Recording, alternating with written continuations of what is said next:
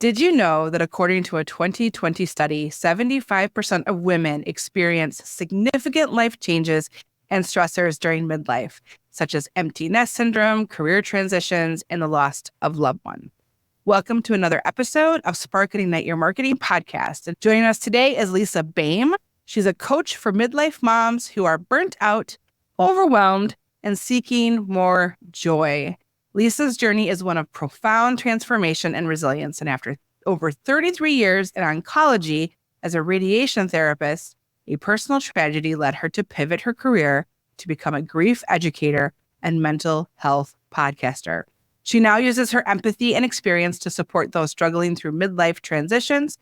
Outside of her professional life, Lisa loves connecting with people, speaking on stages, and is currently working on an exciting new clothing line. Lisa, it's a pleasure to have you here today. Thank you so much, Beverly. My pleasure.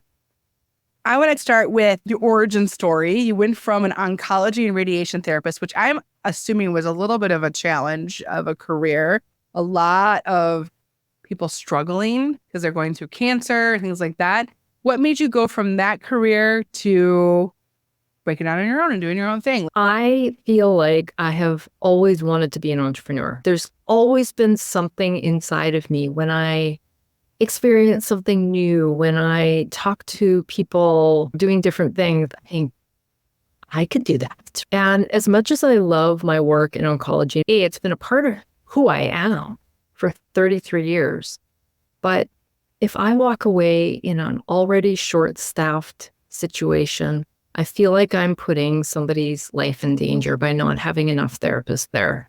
What a radiation therapist does, I am the person who gives radiation treatments to cancer patients. So, as you said, very emotionally taxing. I don't think you could be anything but emotional when you have people's lives in your hands.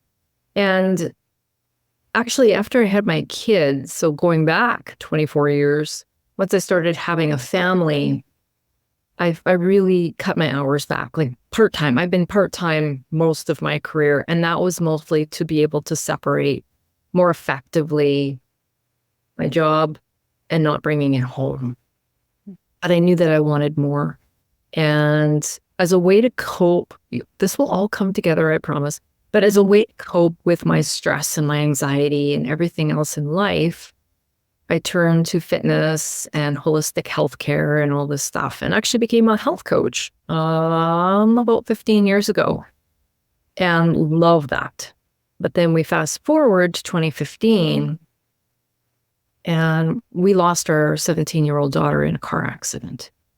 And as you can imagine, your entire life, career, family, and otherwise is completely turned upside down. And it really makes you take a good long look at where you are and where you want to go. Wanted to help other people. As much as there were books, there were resources after we lost Katie, but there weren't the resources that I needed.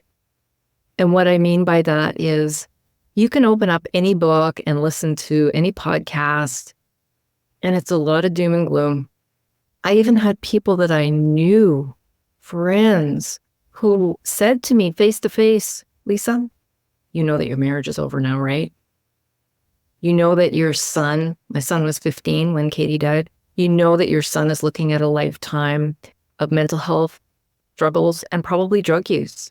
These are the messages I was getting, either supposedly helpful resources or even friends and family. And I thought, whoa, I cannot do life. I cannot do grief this way. And I wanted more hope. So I actually became educated as a grief educator and started working with grieving moms and wrote a book and did all those things. And then life pivoted again.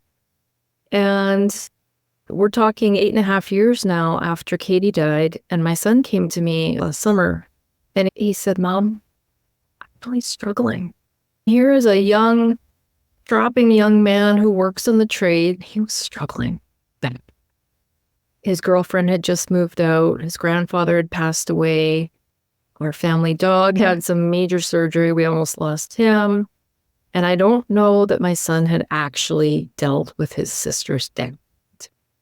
It was that moment when I thought, okay, I have done all of this stuff to help other people, and now it's time for me to step up for my son. But what he needed from me was more reassurance. He didn't want mom coaching him, but what I could supply for him were other stories and to bring people together, much like what you do, Beverly. You bring people together on your podcast, sharing a common underlying message, right? And that's what I created. So I believe that I created something for Katie in her honor, and that was the grief community. And then now something, and it's not just for my son. Honestly, as a frontline healthcare professional who worked through the pandemic, I was watching people fall all around me from mental health. And not to say that healthcare professionals were the only ones that took the brunt. I think it knocked us all out at the knees in different ways. But I look at my neighbors, my community, my family, my brother, people are struggling. And I just thought, Lisa, this is a space that is the next part on your journey. So that's my very not so short answer for you. I don't think anybody's journey is really that short. That's the beauty of the journey, is there's these twists and turns, and either we listen to our gut or listen to the kind of world around us, or we continue through and we're not ready for whatever that looks like. But I hear so many entrepreneurs say that there's like an echo in their soul that keeps coming back to the thing they're supposed to be doing. Lisa, all of us, everybody has a story, and so many of us carry trauma and tragedy and extreme amounts of loss in our lives, and turning the loss into a productive outlet in some way, shape, or form is so incredibly healthy on so many levels, I believe. I love this idea of taking it, writing about it, but I also think it puts you in a very vulnerable position as an entrepreneur. And there's been times when I've shared some of my vulnerability around loss in my life, and I just know, like, pushing the post, what you do is extremely vulnerable work when you put yourself out there to share stories of like Katie and your son. And you're very brave and very courageous to share your journey and to help others in that process. Has there been, you talked about lots of twists and turns, but has there been a significant plot twist that has changed the course of your journey since you've decided to do this work? I would say all of the twists and turns. I would say the underlying thing with all of them has all been the same, and that is to give people hope. I don't think that we can ever have too much hope, right? It doesn't matter what we're struggling with. We need the belief, we need the hope, we need the encouragement that things can and will be better. So I would say that is the caveat. There's that part of me that's always going to be a caregiver of some kind, right? And so it's just morphed and changed. I'm still doing that, but in different ways. Hope. For my husband and I, it's hope and faith. It's like the things that we always lean into to get around and through and tragedy and trauma in our life. You said, I refuse to accept this existence that everyone was telling you, like, it's going to be this, it's going to be that. And all the things that you're saying, I know people who actually have experienced something similar and have been those statistics. So for you to be like, no, that's not the answer that I'm looking for, and I want to craft and create something different for people who won't accept that as a possibility, you had to fight for that, which is interesting too. So who are your customers? Who do you serve? And what problems do you solve for them? I have many streams of income. Currently, I have my grief business. Within that, I have a book. I have grief coaching services that is just for grieving mothers who want to learn how to heal. And then over on the other sphere, I've got one-on-one coaching. So anybody who wants the help to deal with whatever they are going through. We work a lot on mindset. I am working on some group coaching, but I've also added some merchandise. Right now, there's a real need for and a desire for people who are looking for a clothing line with inspirational sayings. And right now, that is something that's helping me create a little bit of an income while I build up my podcast and my coaching. Rising strong, Mental Health and Resilience is my podcast. And when I started out, it was more of let's talk to everyone. And as an entrepreneur, you quickly figure out that's not the way you can do things. We all want to help everybody, but really when we talk to everybody, we talk to nobody. Season 2 has really become about supporting midlife moms. And we talk about boundaries and we talk about burnout. I feel like burnout is a word that has forever and ever has been associated with work, right? You're burnt out from work. But as we were talking about before we hit record, I think you get to this age, right? I'm 55 and I am dealing with empty nest syndrome. I am dealing with aging parents. I am dealing with coming to the end of my radiation therapy degree, which is ultimately what has defined me for more than half my life. And we've got all of these stressors and all the to-dos and all the shoulds. My one friend says, don't should on yourself. Such a good thing to remind myself of. I should do this. I should do this. And I feel like we are burnt out. We are burnt out at this age. We're trying to figure out this thing called menopause. Like we were saying earlier, it affects our memory. It affects everything physically, spiritually, our marriages, our friendships, and so on and so forth. That thing in itself is a massive thing to deal. And then we've got all these other things that I just mentioned, like parents and kids and all of these other things. So just really helping people really simplify things and help them come up with a simple plan to move forward so that they aren't feeling so burnt out, so they're not feeling so overwhelmed, so that they actually have some time, for themselves. Like at this point in our lives, we should be finding maybe a little bit more me time. We should be finding time to pursue the things that we really want to do. So helping people do those kinds of things. Everyone needs a coach of some sort. I just feel like everyone needs really a coach and a therapist. Be the best combination of if you want to move forward in your career or whatever, you also need a therapist to make you look back and get rid of some stuff and process and all of that. So you need both to have the life I think you deserve and one that brings you joy and real satisfaction and fulfillment. And we talk all the time about the two things that are the finites are time and money. Right? We're always trying to balance those two areas as an entrepreneur. Where do I put my time and where I get the most money and what does it look like? Before we got on the call, I talked about how the last couple of years have been really challenging because I have a business and I'm also a military spouse and I have a 9-year-old and I have the start of the certain time of life, the menopause, and like the lack of sleep and all kinds of things. So just when I feel like I was hitting my stride past like the baby stages and like my kid's more independent, now I am in this other stage. So I have 2 children. One just graduated from high school and then one is 9. So I have like bridging that as well. My parents are retired, but they're fairly healthy. But my husband's parents are much older. So we have to worry about them. There is a lot in all of that we have to deal with. And our lives are not, what's the word? They're messy. Like it's not like controlled and ordered. And as much as we try, like I try to be organized and planned, and there's always like the A, B, C that has to happen, especially as a military wife. Like I can plan for A and might get C, but life's just complicated and it can be very overwhelming very quickly if you don't have the right tool and ways to process that and take that time. Taking time for ourselves as a mom isn't even like a reality.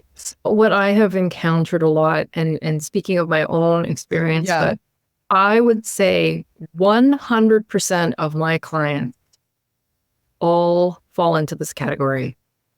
Mom guilt. Right?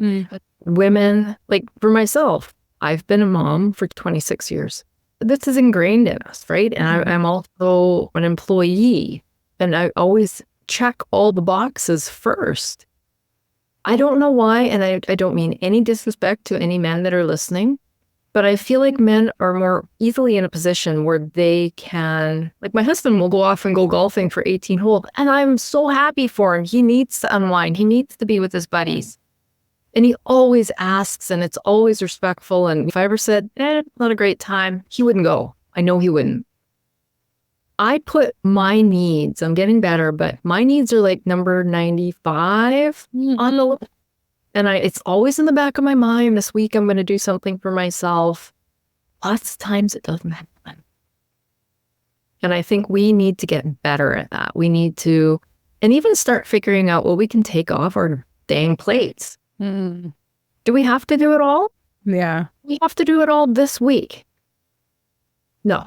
A lot of the time, no. There's a lot of societal pressure, I think, for women. We are in a very unique time in history where there's been such a huge gender shift in this country of roles and responsibilities and what's expected and having it all. And there's all this noise around being a woman and what is expected as a mom and being a career person. You have all these kind of voices that are competing for your attention. And I think it's real easy to your individual voice to be silenced in some of that. And that's where I think we don't take the time. Like you said, there's the guilt for the kids, there's the guilt. And I'm not putting aside anybody else's parenting guilt, but as a military mom, when the husband is gone a lot, there's a lot more guilt of you have to be present for your children. And there's a lot of unique challenges as a military family as well. I think the older I get, though, the wiser we get. And I think that our voice is found like, this is not going to work. Like the burnout happens or whatever, this is not working. And something has to give, or I need to figure some other way. And having a path in that is awesome for people to know there's a path that, and I teach mindset, structure, and process is like huge, or systems is huge for a business. But mindset, structure, and process or systems is also good for a person as well. Like you said, maybe you don't need to be the one cleaning the house. Maybe somebody else can do the house cleaning. Maybe you can offload some of these, delegate them to other people, which I have learned to do for my own sanity's sake as well. I think it's interesting that when you look at the statistics, maybe the statistic I started off with, I've recently been diagnosed with ADHD. And this is interesting that the doctor even said this. So many women in menopause are being diagnosed with ADHD because for so many years they were able to mask, and then you add the element of hormones and everything else on top of it, and the mask is impossible to keep. And that's what causes a lot of the burnout, is that a whole generation of women have been silenced in this ADHD world, and now are able to get some of the systems in place. And I hadn't even thought about that or looked at that until my own child was diagnosed with it. And I saw the testing and was like, oh my God, like I could answer yes. I could answer yes. What? No. So it was only because I was advocating for him that I was able to advocate for myself. We need people talking about this. So many girlfriends, Lisa, are telling me no one's talking about this. We're all silently struggling in our own little worlds, putting up on social media all these perfect pictures of our lives, all the perfect moments, trying to be perfect, trying to give our kids the best life, give our husbands the best life, give everybody the best life. And we're in the struggle of constantly balancing all the juggler, trying to keep everything in the air without getting hit in the face and having a black eye. So many of my entrepreneurial friends talk about it too. Like, how do you balance being an entrepreneur in your family life and trying to find the place with which you feel the most comfortable? Even with my team, we talk about priority. They're a little bit younger, and I talk about priority because if you learn it when you're younger, maybe it'll be easier for you when you're older. So this aspect of life is so vitally important and I agree with you. Men, they have their own burdens, their own things they have challenges with. But this is something that is very real for women who are of a certain age that are constantly being put up against in this society, in this world. We add, not to just talk about menopause, but I think the physical changes that go on in our bodies, as you mentioned, we're not sleeping as well. I don't know about anybody else, but I'm a hot freaking mess without a good night's sleep. Crappy night's sleep all in a row, and then a year and 2 years. How do we actually effectively cope? We don't. And yet we're trying to live as if we were 35 when we weren't in this phase of life, but we can't, because we physically and mentally are not capable. I think we have other superpowers at this age. Honestly, I think we do. When we try to do the same thing over and over again with the same result, I think that's the definition of insanity, right? Yeah. But we do. I feel like more people are talking about mental health and some of those kinds of things. What is one aspect of your business or even like the decision-making process that you figure out for your business that has changed the most over time of how you've developed this particular business for yourself? Even though I've pivoted lots and it looks like I've gone from extreme to extreme, I have learned so much. And I take a little bit of that with me into the next thing. I think what COVID taught me, COVID is actually when I started my Greek business. COVID taught me we can have amazingly successful businesses without leaving our houses. Really and truly. And I think that's where it gets, I'm going to say easier. Being an entrepreneur is not easy. When you think about not having to drive, I'm a speaker, I'm a facilitator as well. If I don't have to drive to an event, I can have my sweatpants on below the screen. And even the time saved of doing in-person things, huge. In the grief world, there were many, and still are many grieving moms, grieving parents who don't feel ready to have a face conversation. They feel safe if they can be online. They feel safe if they can turn off their camera and just listen and watch. I think that was a huge thing for me. Sadly, for phones, I will be the first to put my hand in the air to say that it runs my life a lot of times. But if you can effectively find a way to be on social media in an engaging way that brings value to people, you're good. I think whether you like it or not, the digital age is here. And I think you get on board or you get off the train. I just don't think that there's a way that we can effectively run a business in 2024 and beyond without embracing that and finding a way to make it work for us. The Surgeon General just put out yesterday, I don't know if you saw that in the news, they're talking about putting out a warning on social media, like they do for cigarettes, for kids, about the consumption of social media and what it does. And I think they put out, don't quote me on this, because I read it very quickly in my endeavors on the web, but it was like 4 hours of social media can cause anxiety, depression, drug use, a day. 4 hours. And I think the average was like 4.8 hours or something like that. And to think about that from when I was a kid to like what kids are doing today, like 4.8 hours. And you remember when we were kids, we're of a similar generation, TV consumption was the evil, right? Too much TV is going to turn their brain to mush. I don't know how many times I heard that from my grandmother. These are the new challenges that kids face as they're developing with this social media. I believe, and I don't know if you believe this too, you're in the mental health space. So I wonder, there'll be a pendulum switch. Like the next technologies that's going to come out is like how to harness social media in like a minimal way, like how to tap it down a little bit. I don't know any mental health statistics around that, but I was just taking a seminar with a fellow who was just teaching you how to use LinkedIn a bit better. And that's what he was alluding to. He said, and he had all the numbers, and I'm not even going to pretend to know what they were, but he said, if you look at the numbers, people are using social media less and less, at least our demographic. Mm-hmm. People are more self-aware. I can't speak to the teens or the young adults or the kids, but we as adults are becoming more keenly aware that social media is stealing our lives. And I know that sounds dramatic, but it's stealing hours.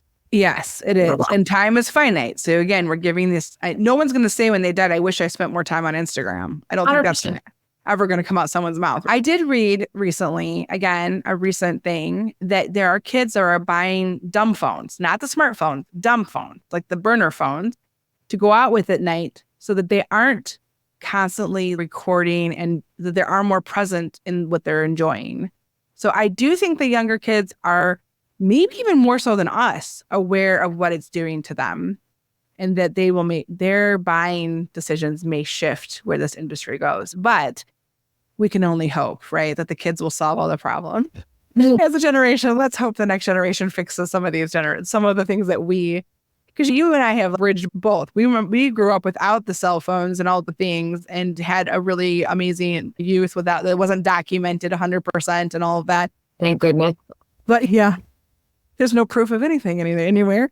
However, we also see the value of the connection and the sharing of good information and the access to information that we work so hard to have, and the amount of learning and knowledge. We can appreciate both sides, like the importance of that and also the importance of the information, what that looks like. There's going to be a pendulum switch. What that looks like, I'm not sure, but I think I see it coming. I live in the space of social media marketing all the time, and I think the younger kids are going to be like, I don't want as much of my life out there. I want less of this, and we're going to have to change again. Marketers are going to have to change and figure it out. The key, though, you said, it was useful information that actually contributes to the conversation. If you're able to share that useful information that contributes and is authentic and real, that's going to resonate and that's going to do well no matter what. And the stuff that's contrived, you have been helping people with mindset and grief and some of those things for a while. Is there a particular customer testimonial or like case study that kind of perfectly captures the essence of your business? Like a heartwarming interaction or something where somebody told you how what you do impacts their life? I don't have it in front of me, but so this may not be word for word, but working with people, especially one-on-one, I love that. I love that so much. You really get to know somebody. After working with somebody for a few weeks, she went away on holiday. And I think as a coach, you're always afraid that your people aren't going to come back. But she came back and she said, I have to tell you something. She said, I had an epiphany. Said, I was so focused on this hardship in my life, all the challenges, all the muck. That's all I was allowing into my life. But she said, when I was on holiday, the muck, the hardship, all of this stuff didn't go away, but I was happy. And she said, I realized that I can carry both things at the same time. And that all of these things aren't silos in our lives. And we can have them and we can balance them. And just circling back, actually, Beverly, to what you said about finding balance in our lives. I think for myself, when I let go of that notion of the seesaw and the balance, but allowed myself to be able to carry everything, to be able to carry the sadness and the grief and the joy. And that's what this woman was saying, is she said, we've worked so much on mindset and perspective and where we put our energy. She said, it just made me realize that I do have these other things in my life, but it's all about where I choose to focus my energy. And it's not forgetting about the hardships, but to focus on the good things in my life. And the more energy I put into those things, the more good I seem to have in my life. You talk about balance. And I always joke, nothing's ever perfect balance for me. I'm usually doing one area really well or whatever. Like of the 5 spiritual work, usually one area is going exceptionally well and the rest of them are like just existing or somehow. So it's based on what's happening at that time or where your energy is or things like that, but where you're feeling the most fulfilled, or there's all kinds of options. But when you were talking, it made me think about something, and it's actually revelatory for myself because it's so true. We talked about mindset and systems and process, and some of that for myself is what I focus on. But I read somewhere that the president has 3 suits or whatever. That's their choice, 3 suits every day, whatever they're going to wear. That whoever's in like the president's circle is always minimizing choices and decisions so that they can make the choices and decisions that matter. Right. So if there's ways that you can remove some of those choices and decisions from yourself to make it easier for there's just so much in his brain to have to figure out every day that I think it was like Obama when I read it, like he had a tan suit, a blue suit, and a black suit. And the tan suit was all controversy. So really it was like the black suit and the blue suit. And like the red tie or the blue tie, which one are you going to wear today? Like, it's really simple choices that help us not get bogged down in all of the details, that you can get higher level, even with entrepreneurs, not working in your business and not working in your business, on your business, like this higher level perspective of what is the best for my life and my choices and my energy. Balance has never been something that I've tried to achieve. It's just maybe having more positives in every aspect of my life is something that I would like. More of the fulfilling moments that truly matter in this world. I think that's important. When I was 19, I almost died. I actually planned my funeral. So I'm like on the opposite end of the a little bit. And that gave me such clarity of what is important at 19 to be very humbled about how short life is and that it only takes a moment to change everything. And that perspective really informed so much of my life now.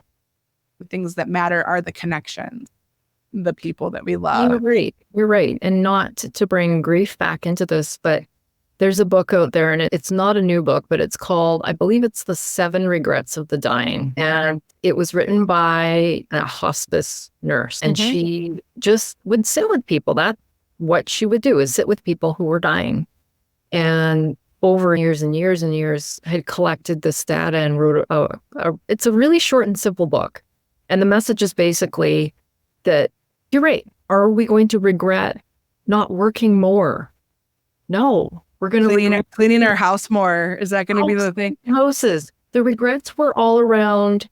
I can't remember the exact words she used, but essentially, if your dad wanted you to be a school teacher, you were a school teacher, but your heart was really to become a musician, that you didn't follow your own heart. Not spending more time with family. Not spending more time with friends. So you get the gist of what this is all about. And I think if we can sit down with our calendars every day or every week for 5 minutes and really highlight the things, like you say, prioritize. What are the 3 things that are absolutely critical to my business that I complete? And then maybe take a magic marker and put in, or I'm a paper and pen girl, can you tell? And insert 3 segments of time for us or for our friends. It doesn't have to be an entire afternoon, right?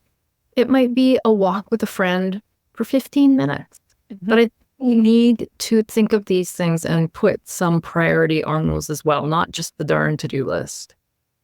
The darn to-do list. I'm obsessed with to-do lists. But you need to be on the to-do list too. I think that's the key, is just to make sure you're a part of the to-do list that you have. So if you're looking into the future and you're looking at your long-term legacy and the vision you have, you're going to be continuing to evolve and adapting your business as things evolve and adapt. What do you see as the trends in your industry? What do you see is happening with this idea of grief and connecting and coaching on your end? I really don't think that is ever going to go away. Sadly, I think that there's going to be more and more need for support as we get older. Even I look at my son's generation, 24-year-old guy. Yeah. He has friends that he talks to about sad stuff or about losing his sister. And I think we're seeing this generation coming up that are a whole lot more emotionally intelligent than we ever were.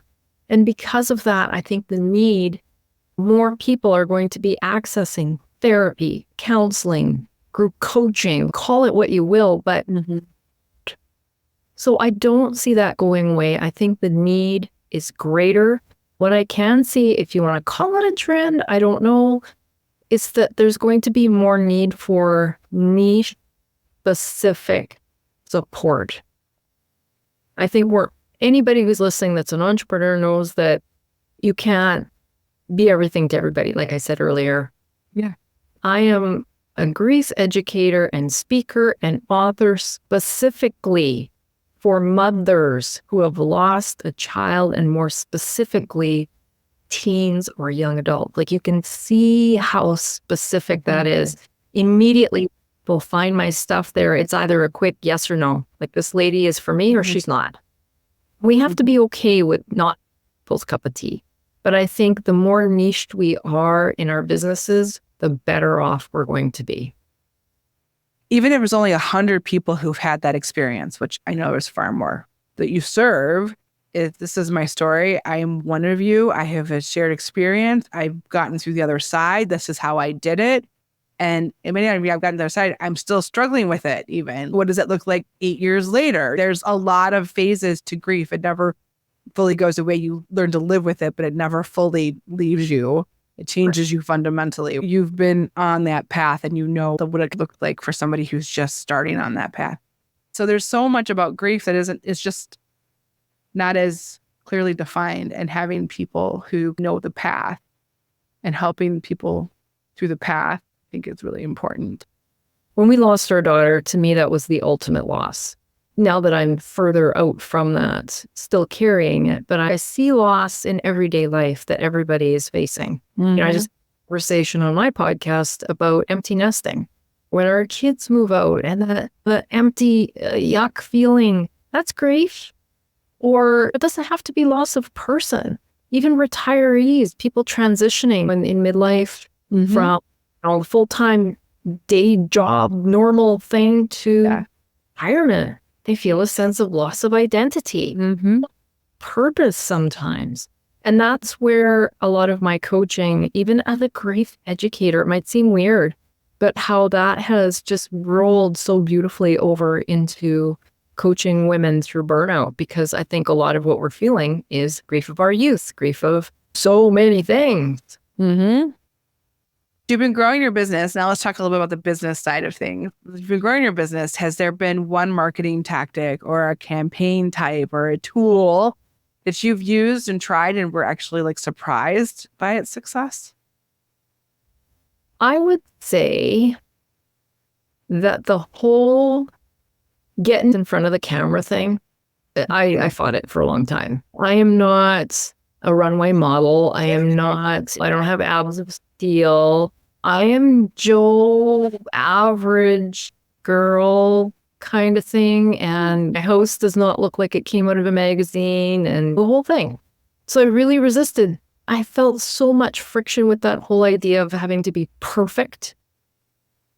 But I feel like when we can be ourselves and we can be authentic, and you know what, you might see a pile of dishes in the background or something. Here's Lisa, here I am. And I think people really resonate with that more than the dang perfection.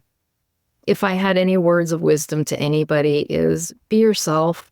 Try not to, I know it's easy to look at somebody else who's really appears to be knocking it out of the park and try and be more like them, but just don't. Just be you, because people are going to just love you and follow you and sign up for your stuff for you. And that really ties into what we were talking about earlier, are all these preconceived notions of how we should be. People are tired of that. So tired of that. They're looking for authenticness. That's all. Yeah, I think there's so much tied with video. Like there's imposter syndrome. There's so much tied to video. I've told all of my clients, you need to do video, like from the last 2-3 years, since before COVID. Like this is where things are going. This is what's happening with social media. You need to be on video. You need to be talking, get in front of people. And I didn't. 6 months ago, I said, I think it's time that I take my own advice. Just get over myself. And you know what? There are people who don't like me, but they're not the right customer for me anyway. Exactly. Who like me are the ones that want to work with me. And that's actually the kind of people I want to work with anyway. So it's almost like a self-selector, which is perfectly okay. That's actually really good. The not being everything to everyone is okay. Back to your kind of niching thing. Like maybe I'm too much for some people. Maybe I'm not enough for some people. That's okay. The more that we can be, like when people can see us and they can hear us and they can hear our words, it helps them get to know us, because I think everything in business comes down to relationship. Everything. And I've been a blogger for years. I love to write. It's something that's very easy for me. Messages can get lost in the written word. And people don't really get to know me by reading something that I wrote. They might get a gist of what I'm about, but they don't really. But we do a video like this together, Beverly, or we do a 30-second reel, or how our potential clients are going to get to know and trust us. Yeah. The podcast, even, it's a whisper in your ear. And how many people get to whisper in your ear? That's a pretty intimate like activity to whisper in someone's ear. And for my listeners to take the time to listen to what I have to say and let me whisper in their ear and share stories that I know that I think will inspire them in some way, shape, or form is extremely giving to me in many ways. And the hope is that there's value in that, obviously, so then they keep coming back and listening some more.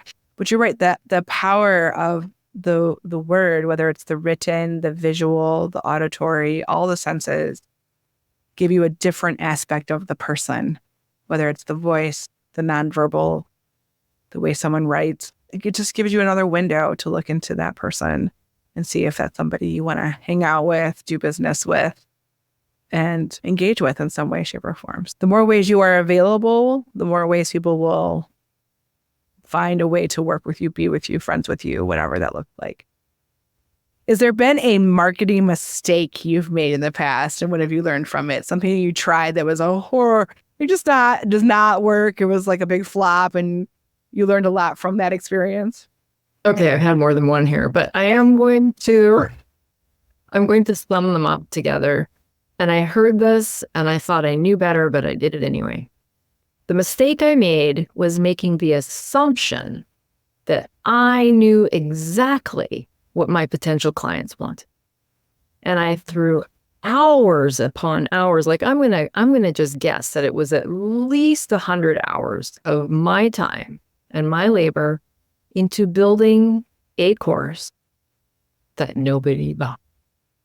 Had I taken the time to have a few phone call conversations with people or polls or anything that was going to bring me information, data, feedback, call it what you will, I could have saved myself a whole lot of blood, sweat, and tears. But I made that assumption and I did the thing.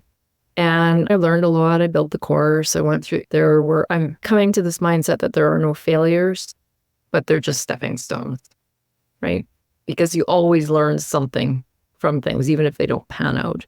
But I would say that would be a big aha moment for me, is take the time to do the research. Never assume anything. I have a question from a marketing perspective from that, as you're telling the story. 100 hours of content can be repurposed, Lisa. Yes. Are you able to take sentences and quotes and things like that and use that in your marketing now? Can you mine from that? I have been, and you're right. You have to go back with fresh eyes. Like I literally had to retire it into my computer for a while because I just couldn't look at it. It made me feel so bad. But then when you are creating content, and if you can get to a place where you can actively repurpose, you're golden, right? Like you're saving yourself time, blood, sweat, and tears, all the thing. But yes, I've pulled out modules out of that and I've made them mini courses, or I've made something a bonus, or I've pulled something out and found a different way to repurpose it. So absolutely, you're right. The next section I have is a lightning round. So it's a little bit less chit chat back and forth, but it's just rapid fire questions and you just give me your gut answers and have a little fun with it. Okay. So how have you created and maintained lasting connections on your entrepreneurial journey? Definitely through social media. Which tool? I would say it's morphed. I would say it started in Facebook, morphed into Instagram, and now LinkedIn seems to be a place where I'm really creating a lot of relationships. I like LinkedIn for relationships. If your business had a voice, what word or emotion would resonate from its core? Resilience. It's the underlying factor in everything I do. Grief, mental health, the podcast, my coaching. I think we've got to have that before we can take the next step. How would you define resilience? I define it as the ability to bounce forward, not to bounce back, because I think when we've been faced with any kind of adversity, we can't go back to the same people we were. I will never be the same human that I was before I lost Katie, but I can bounce forward. And being able to do that will get me and anybody else through anything. Which book, podcast, or entrepreneur has left an indelible mark on your journey? Oh, there's so many. On my entrepreneurial journey? Yeah. If your heart work is intertwined in that, it can start from the personal, move to professional, but somehow has impacted that. Yeah. Gosh, there have been so many. And of course, I'm blanking on all the names. This maybe isn't a professional entrepreneurial specifically, but Mel Robbins, he speaks to me. I love her shoot from the hip style. She's 55 like I am. She talks about all the things. And I feel like I can bring a lot of that into my work, even though she's not directly telling me how to do marketing, or she's not directly telling me how to do any aspect about my business. I just love the way she talks. She talks a lot about ADHD too, which is amazing. Like she is great. I really like her too. I follow her stuff. I want to have her at my dining room table to have like dinner with her. So yes, she's like everyone's best friend. Back to what we just said, I think Mel is super attractive. I think she's got a lot of things going on, but she's not out there trying to find the best filter or the best this or that. And she's dishing the stuff in her life that has gone to crap, and she's being real. And I think that's why people like you and me gravitate to her. So I think that gives me permission to be me at the same time, which I really appreciate. What's one unconventional tool or app that has become your secret weapon for success, and how has it revolutionized your workflow? It's called Voice Recorder. Yeah. And it looks like a little old-fashioned tape, cassette tape, those that are in our generation. And the reason I love this is when I'm putting together a keynote or I'm putting together anything, sometimes I can think things through better if I say them out loud. I'll literally walk around the house with my phone, and sometimes my keynotes have just put themselves together. I can think faster than I can type. So it's been a great little tool. What do you do to keep your entrepreneurial spirit alive? How do you feed it? I love meeting new entrepreneurs. And since COVID is hopefully behind us, going to more networking events, and not even going at it as I'm a professional and I want to meet other professionals, but just I want to meet people. I want to hear their stories. What are you doing in your business? And it might be something totally different from what I do. And from a marketing perspective, I bet you when I go to these events, I bet you at least one person that I talk to says, "Oh, you got to talk to so-and-so. They're looking for a speaker," or, "Oh, this person would be perfect on your podcast." And I always go away with something for my business. If your business prowled the animal kingdom, which creature would it embody and why? Because my word was resilience, a picture of a leopard just came in my mind, just stalking and prowling and its leopard thing. I like it. This blaze forward segment that we have next is actually two-pronged. I think to look forward, you have to look backwards a little bit. So what is one piece of advice you wish you had? I am going to say, I know it sounds cheesy, follow your heart. Radiation therapy has been a fantastic career for me. It has served me well, but I would not have chosen that again. That was a push from my family. And I think that I would have chosen differently and maybe chosen different hurt work earlier on. What do you think you would have chosen? I would have chosen something where I could use my creativity and use compassion and bring all these other things in just in a different way. Yeah. What practical advice would you offer to a small business entrepreneur who's either just starting or maybe pivoting right now to jumpstart their journey, like helping them seize an opportunity, or it's a strategy or an approach that they could put into action right now? I'm going to give you two. For one, I think absolutely, hands down, get connected. Find an entrepreneurial group in your community that gets together, whether it's once a month, once a week, whatever it is, get involved. Those people are going to help you. And number two is to get a coach. I totally think, and I am living proof, you can DIY it. It's going to take you 10 times as long, 10 times as much money, 10 times as much blood, sweat, and tears. If you can invest in finding the right person to help you, you are going to grow faster. You're going to be happier. You're not going to be as burnt out. And I just think if you're starting out, do it the right way. Start with a coach. All good bits of wisdom that we all should have followed earlier in our lives. So before we go, Lisa, please share with our listeners where they can learn more about your business and how to keep up with all the latest things that you're doing.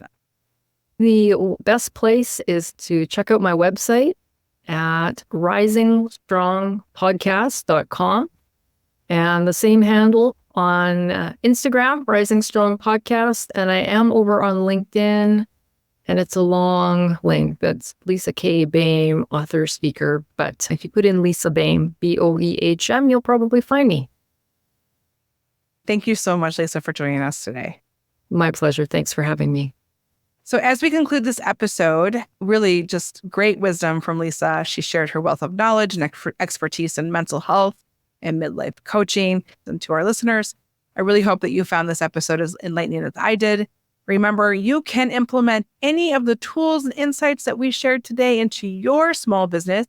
And don't hesitate to reach out to Lisa or myself if you have any further questions or need assistance with something we talked about today. Stay tuned for more inspiring conversations and actionable tips to ignite your marketing journey on future episodes of the Spark and Ignite Your Marketing podcast. Until next time, keep sparking and igniting.